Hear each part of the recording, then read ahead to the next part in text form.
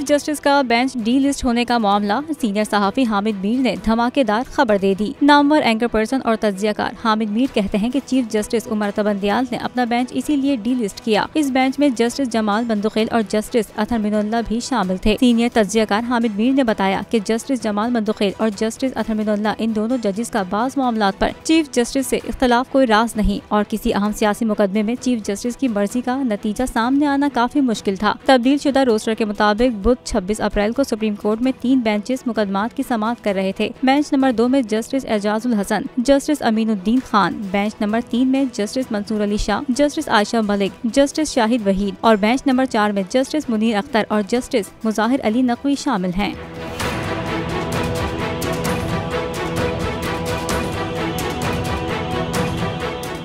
हवाए नफ्स की है हुक्मरानी, लुटेरा कर रहा है पासबानी।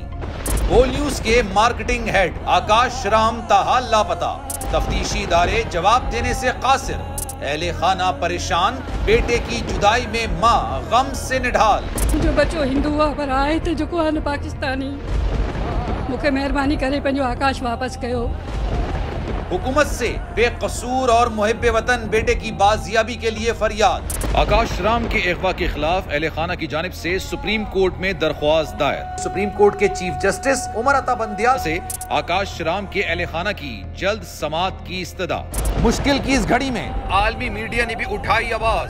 CNN, आज तक, इंडिया टुडे, टाइम्स नाउ समेत आलमी मीडिया ने आकाश राम के अगवा के खिलाफ दिया बोल का साथ। उफ क्या जुल्म है, बोल इंसाफ का मुंतजिर। सब्सक्राइब करें और बेल दबाएं ताकि कोई खबर रह न जाए।